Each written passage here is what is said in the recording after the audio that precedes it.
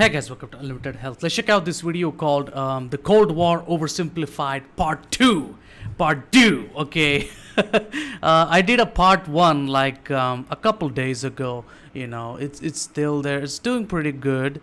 You know, that's why I'm doing all this because, you know, a lot of people are watching it, and which is great, okay. So, you know, I'm interested. I want to continue. Last time what happened was, you know, the biggest fucking villain of the world, you know, Joseph Stalin, not the biggest, but, you know, one of the greatest dangers, Joseph Stalin, killed himself, like, no doctors, nothing. He was so negative that he just isolated himself from everybody else, every doctor, and the only few doctors that left were afraid to treat him.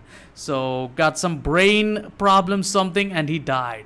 You know, it's crazy. Okay, good. I mean, we don't want people that flip out in a second and start killing the people of their own nation. We don't want such leaders. Okay, it's crazy. But yeah, the Cold War Oversimplified Part 2. We're going to continue this. And before we start off, please make sure to subscribe to this channel if you can, okay? If you like this reaction by the end of the video, okay? And also, like, my main channel got a copyright strike. It's crazy. The link will be in the description. If you like this reaction, you'll end up, you'll probably like more. And if you want to see more, there's like hundreds of videos, hundreds of reactions on my main channel. Okay, go check it out, subscribe to that, and you know, subscribe to both channels if you want. Okay, but yeah, we're gonna react to a lot of videos. This dude is man, every single video that this dude makes has millions, tens of millions of views. It's not even a joke. Okay, so let's get into the Cold War Oversimplified Part 2. And also we saw some you know, John F. Kennedy in there, and you know, you could see that he had good intentions, you know, and man, if he only wasn't, you know, killed, you know, everything would have been, you know, the world completely changed as soon as he you know, died and everything. So let's just continue it. Okay, 3, 2, 1, let's go. Yeah, it's a very the duration of these videos are very you know, short compared to the Russian Revolution that I reacted to, which was like 30 minutes, 40 minutes and stuff, which was really cool. 26 minutes, I think. Yeah, you know, I love that. But these videos are only like 15 to 17 minutes. Not too short, but short enough, and I don't like it. But it's great. Everything that was said here was awesome. Okay, so Part 2, I'm only expecting it to, like, I don't know much about history, so, you know, it's crazy. Let's see how crazy it gets. Okay, let's do it. 3, 2, 1, let's go. This video was made possible by Skillshare, an online learning community where you can learn just about anything. Support my channel by I see a lot of promotions. First 2 months for free. Skillshare, Raid Shadow Legends. Okay, whatever. Oh, wait. Link below. Okay, your first let's 2 do months it. for free.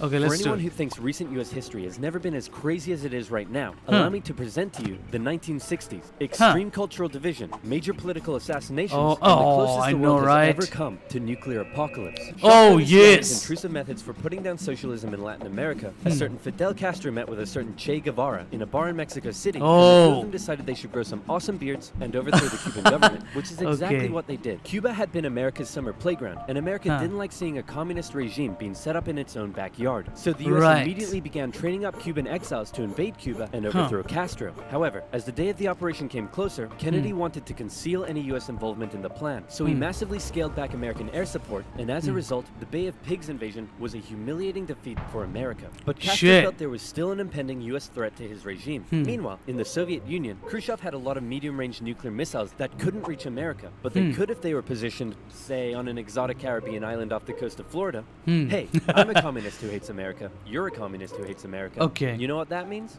We should fall in love. I thought it was friendship. Oh, no, you're Oh, right. That's okay. a better idea. All right, wait, Suggest what? you set your missiles up in Cuba.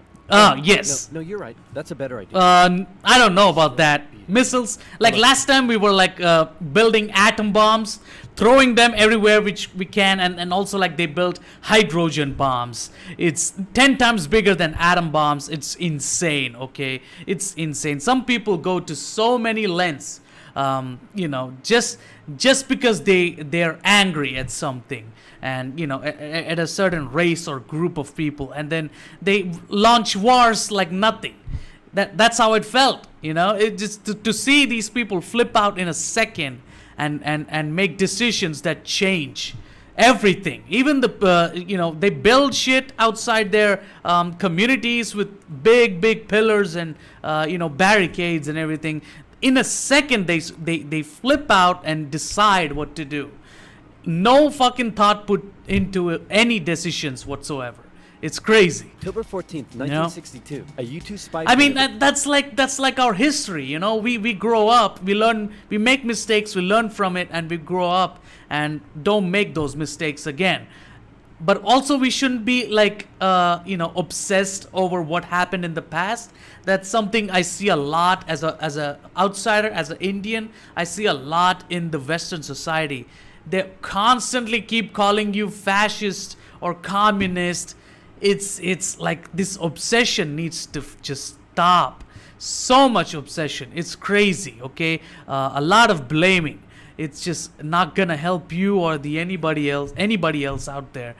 There is threats. There are threats. There is corruption. There is a lots of terrible people in leadership positions. All right, I agree. But to obsess over controlling, if you don't like someone, call them out.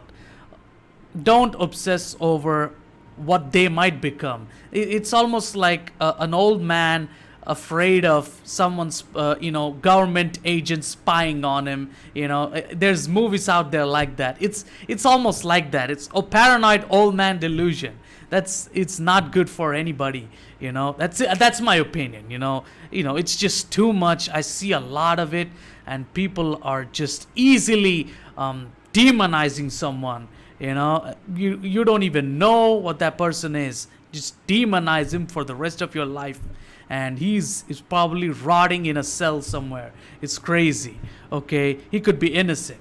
That's my opinion. Okay. Cuban noticed something strange. Sir, you need to look at this photograph. Huh. You're right. That's the cutest dog I've ever seen. John F. Sir, Kennedy. I was referring more to the Soviet missiles. America freaked out as they realized what was going on. They were completely vulnerable, and they had to act fast. They knew that airstrikes or an invasion of Cuba would likely mean nuclear war with the Soviet Union. So Kennedy came up with another idea, a blockade. The U.S. Navy announced it would stop and search any Soviet ships heading to Cuba, and would sink any that did not comply. In response, the Soviet put its military into full combat readiness. The U.S. did the same, and began drawing up plans for an attack on Cuba. Things were escalating fast, and both superpowers were getting ready for World War III. Emergency communications between the two sides broke down as Khrushchev rejected Kennedy's demands for the missiles to be removed. And for the first time in history, U.S. Strategic Air Command moved to DEFCON 2. DEFCON 1 means nuclear war. The Soviets shot down a U-2 spy plane over Cuba. A Soviet nuclear submarine in the Caribbean mistakenly believed war had already broken out. The senior officers gave the go-ahead. Oh shit! Thankfully, no! The senior officer, this beautiful man, refused to authorize the decision.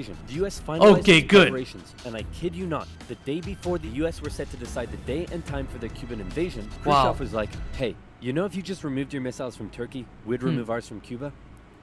Yeah. That sounds good to me. It was a bit more complicated than that. As long as we don't engage in World War III's, we're fine. I mean, it hasn't happened, but it probably is, on the path of happening right now. It's probably happening right now. Who the fuck knows? Anything can happen. These people flip out in a second and click the button. It's insane, okay? But at the last second, the two sides finally came to an agreement. Soviet missiles were shipped out of Cuba, and the world breathed one gigantic sigh of relief. Except for one guy, who was bloody livid. Phew!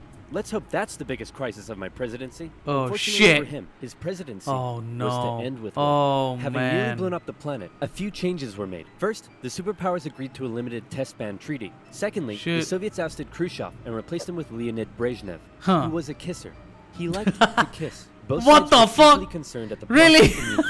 But still, the Man. arms race raged on throughout the 60s and 70s. Okay. US intelligence worked out that the Soviets' nuclear arsenal was not as powerful as they previously thought, but in fact, it was America that held the advantage. ABMs and MIRVs were developed, and the doctrine of MAD. If both sides Shit. would be completely destroyed by a nuclear war, Huh. neither would risk starting one. But even without war, the world was already feeling the effects of nuclear weapons. In 1966, above the pleasant town of Palomares in Spain, a US bomber collided with a tanker mid-air, and 4 hydrogen bombs fell and landed near What the town the below. fuck? It hasn't exploded, so I'm sure everything's fine. Man. Hey, I wouldn't eat that if I were you. No, don't. What were you gonna do today? Go for a swim? Yeah. No, you're I gonna would. die. Don't Are you eat that breathing shit. right now? Yeah. Yeah. What? I wouldn't. It took the Americans My 2.5 God. hours to find the bombs, which had gone missing in the ocean. This was the 14th Fuck. time America had lost a nuclear bomb since 1950. My Nobody knows God. how many bombs the Soviet Union lost. Man, if this is true, like there could be bombs out there. Like, do you remember the game Fallout 3? There's like a bomb in the middle of this big ass town.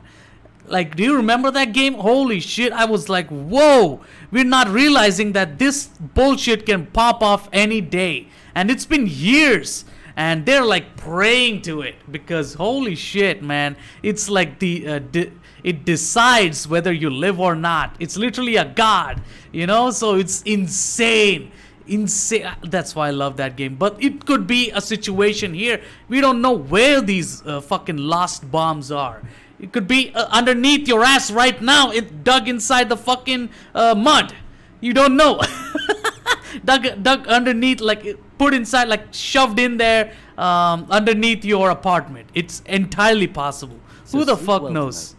After Kennedy's assassination, Vice President Lyndon B. Johnson took over, and he Okay. inherited a developing crisis in the East, Vietnam. Back in the 50s, the Vietnamese had kicked their French colonizers out once and for all, and the country was divided into two. Into in the two. North, a communist regime, and in the south, Okay. an anti-communist regime. Both were Okay. led by very sweet-looking old men, but don't let that deceive you. They were both ruthless dictators. Ruthless and both dictator. dreamed of reuniting Oh, Vietnam man. under their own regime. So the North established the National... Man, these people, like, who of course they I don't think they get elected, you know, so these people are probably generational, like family, like the next, your son is gonna be the next leader after you, kind of thing, you know. So man, you cannot trust, like, these people are such dictators. Man, what history, like our history is filled with bloodshed, anger, rage, split-second decisions, fucking war. Like, I'm actually shocked that we only had 2 world wars.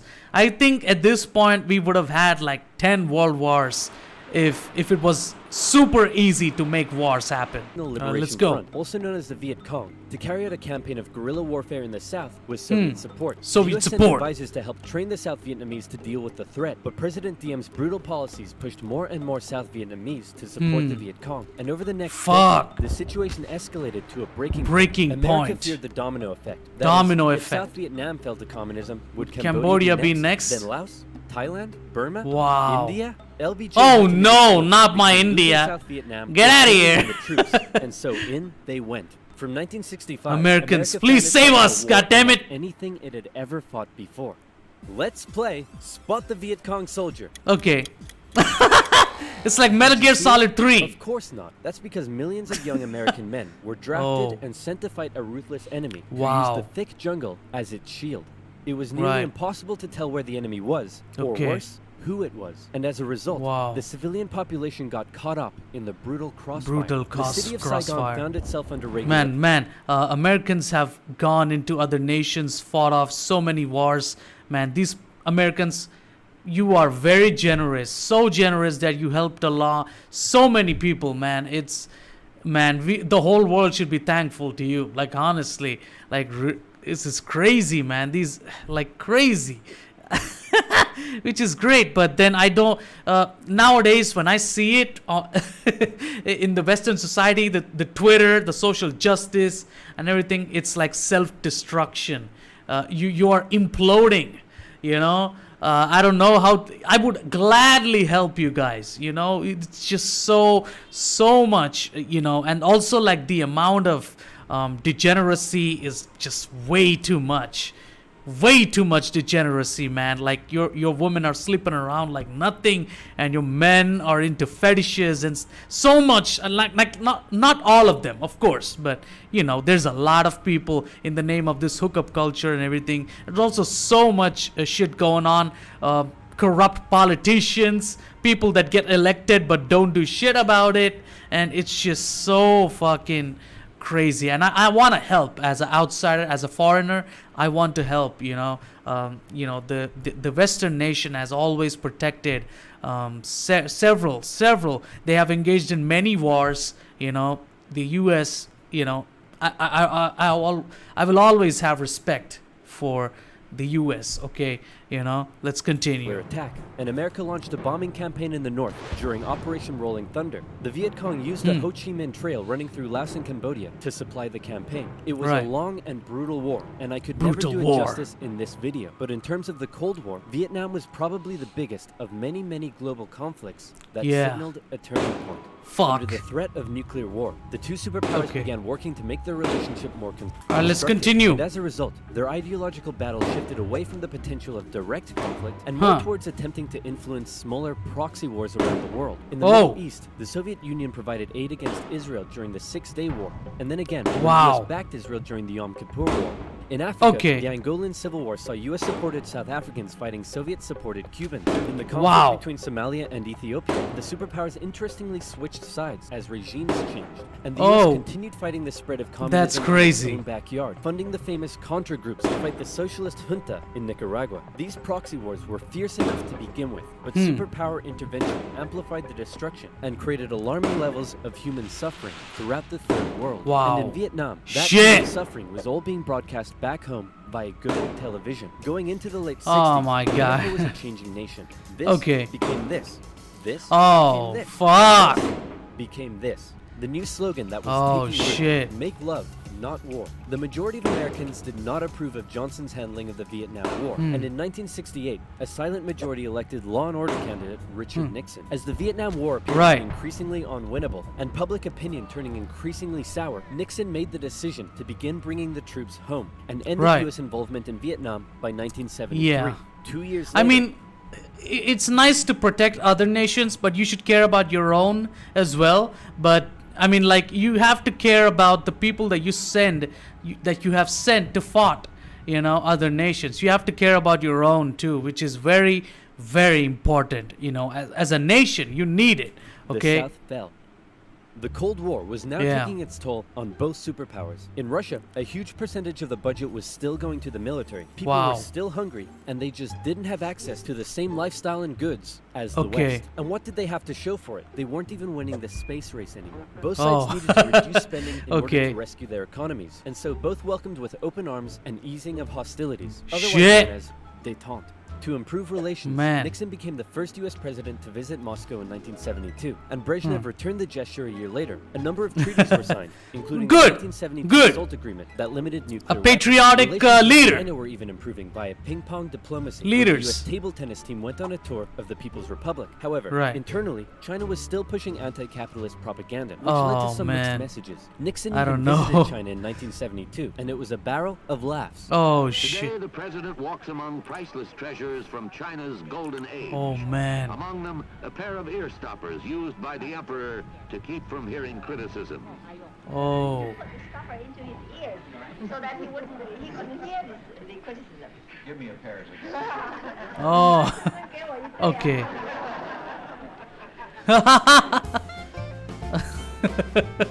It's all a bunch of ridiculous going great for shit Nixon, until it was uncovered that back home he was being a very naughty boy and violating constitutional protocol. I'm announcing today my resignation as president, and I'm passing the office to my vice president, Gerald Ford. Ford. You mean in America the people can actually remove their leader when he breaks the law? Why not just rule by force? Where's the corruption? And my first act as president is to pardon Nixon.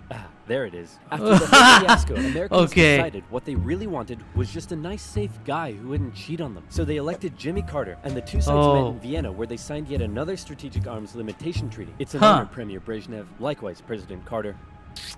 Oh no! But that's not to say there was no longer any tension between the two sides, because there was. Heaps of it. Once again, the Soviet Union put down further attempts at reform and rebellion in the Eastern Bloc. The Euro missile crisis saw new and improved classes of intermediate-range missiles being deployed in Europe. In 1979, the Soviets thought it would be a good idea if they had their own Vietnam and invaded Afghanistan to prevent a US-sponsored Islamic insurgency. And in response to these various crises, Olympic Games were boycotted. Conservatives were concerned that U.S. policy had become too soft, and in 1980, they decided they wanted a president who would be tough on communism, so they elected Ronald Reagan. And guns blazing. Yeah! The Soviet Union's human rights violations. I mean, like, you need a very patriotic leader. You know, from time to time, you need to protect your nation, goddammit. Not worry about other wars on the other side. You have to be, you know, you can protect other nations, but you also need to care about yourselves because, you know, you have people inside your nation that you need to take care of, you know, which is very important. I feel like so. That's great. Calling them an evil empire, and he also wanted to renew the arms race using technological advances in computing and lasers. He came up with the Space Defense Initiative, also known as Star Wars, which was basically a big defensive anti-nuke shield around the country. But a lot of people thought it was a pretty dumb idea. The Soviet Union. I heard that during the you know, Ronald Reagan era, everybody was united. Of all both parties and all kinds of beliefs, everybody was united together, and nobody was in you know, standoff. Oh, I don't like him, he's a fascist or communist and shit like that. None of that, you know, which is you know, what made people like him a lot, you know, back then. Or maybe I'm wrong. I don't know anything. Okay, so if you know anything about what happened, how he's treated in Western society, can you type down in the comment section and let me know? So let's go. They perceived this shift in rhetoric as the USA getting ready for war, and they were feeling especially threatened as their relationship with their communist ally China had broken down. Relations took a big hit in 1983 when the Soviets shot down a Korean airliner that had strayed into their airspace. It looked like the world was going right back to mid-20th century Cold War. But then Brezhnev got really old and died, and was replaced by this guy who was really old and died, and was replaced by this guy who was really old and died. And he was replaced by Mikhail Gorbachev. Coming into office in 1985, he was the real game changer. His philosophy differed a lot from previous Soviet leaders. He felt that the reason the Soviet system and economy was struggling was that it didn't allow the Soviet people to find satisfaction in their work because they weren't allowed to speak freely. And lived in fear. Wanted the Soviet people to be happy, man, controlling. He actually made the change happen. Within the first couple of years, he began the political movement for more openness and transparency, and the restructuring of the Soviet political and economic systems. And change very quickly took effect. People could criticize the government. They could enjoy Western pop culture. The media interviewed Margaret Thatcher, but most importantly, freedom is essential. Now enjoy Pizza Hut. All hail to Gorbachev. He also knew that the arms race needed to end in order to rescue the Soviet economy, and a positive relationship with the West must be established. Constructive dialogue reopened and resulted in the INF Treaty, which saw all intermediate-range missiles eliminated, which was huge. Reagan's move towards the Soviet Union began to soften, and things were looking up. But what would these reforms mean for the Eastern Bloc? For decades, the Soviets had been brutally suppressing any attempt at change. Now, would they be allowed? And that was the exact question on Hungary's lips when the Prime Minister visited Moscow. Gorbachev's response, he didn't necessarily agree with the reforms, but he wouldn't stop them either. He was prepared to let the Eastern Bloc choose its own future. This was massive, and the Hungarian leaders began planning free, multi-party elections. Followed suit, and also held elections in June. The anti-Soviet party, Solidarity, won 99 out of 100 seats in the Senate. But not just that. In Hungary, the barbed wire border between East and West was removed. The Iron Curtain was unraveling. But not all Eastern Bloc leaders were happy. Notably, East Germany was still ruled by a hardline Stalinist, Erich Honecker. And many East Germans were still eager to get out. They had been trapped by the Berlin Wall, but now they were doing the math. If they could travel to Hungary, and Hungary's border with the West was loosening, could they now make it to the West? That summer, East Germans decided Hungary was the latest top holiday destination. They traveled there in droves, and using various methods, tens of thousands crossed the border into Austria and the West. Honecker was furious and blocked travel to Hungary, but that civil liberties train had started rolling and it wasn't stopping. Thousands flocked to the West German embassy in Prague, where they stormed the fence around the embassy gardens and a temporary refugee camp was set up. In September, deals were struck to allow the refugees to travel west. Back in East Germany, the people were running on a civil liberties high, and they wanted their next hit. The dissent was growing. Over time, demonstrations turned to mass protest, with plainclothes secret police officers doing their best to put down the dissent, but it had grown well out of their control. And worse, the biggest demonstration was yet to come. We're going to put all of this down by force. No. Guys, No. unfortunately, everyone had realized what he had not. This Okay. was bigger than them, and the entire East German Politburo voted him out of power. On November Shit. 4th, over 500,000 East Germans took to the streets of East Berlin. For many, Right. there was still one big target left in their sights. Right. That damn wall. The pressure My on the East German God. government was too great. And on November 9th, So they much made a bit of a fucking- chaotic so many announcement that problems. The travel ban between East and West was being lifted. The change wasn't meant to take effect until the next day. Until and the crossing next guards day. Still had orders to shoot on sight any who tried to cross. But Wow. that night, huge crowds gathered at the crossing points. Wow. And the guards were overwhelmed. In Damn. an astronomically historic moment, after Wow. decades of family separation and Travel restriction. the people were allowed to pass through. Allowed to East pass and through. West Berliners couldn't believe it. Couldn't and believe celebrated it. together throughout the night. Some even climbed the wall and began to topple it. The Iron Curtain had fallen. That's right. And a year later, People. Germany would be reunited. Reunited. Elections in Bulgaria, a peaceful revolution in Czechoslovakia, and a violent one in Romania brought to an end communist authority in the Eastern Bloc. America Yes! decided it would be better if it just stayed away and let the change happen, as the anti-communist movement continued all the way back to Moscow.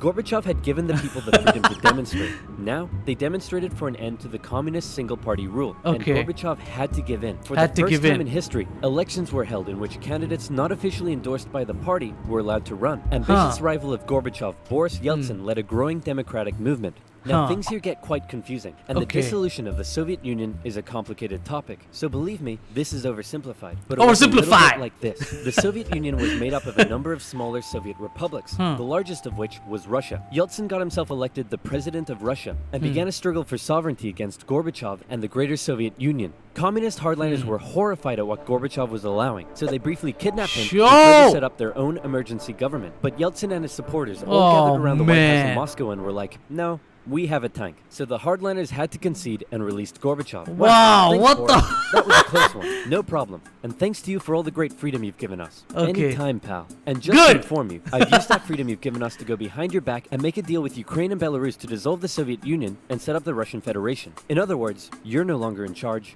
I am. Of course, of course. Dude. Everybody after fucking power every So time. uncool.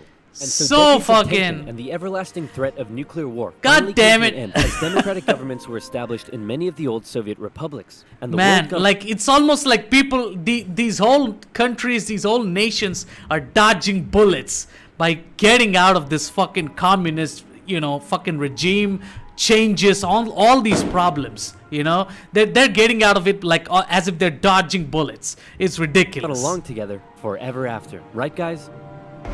Oh! World War III. This modern art thing is cool.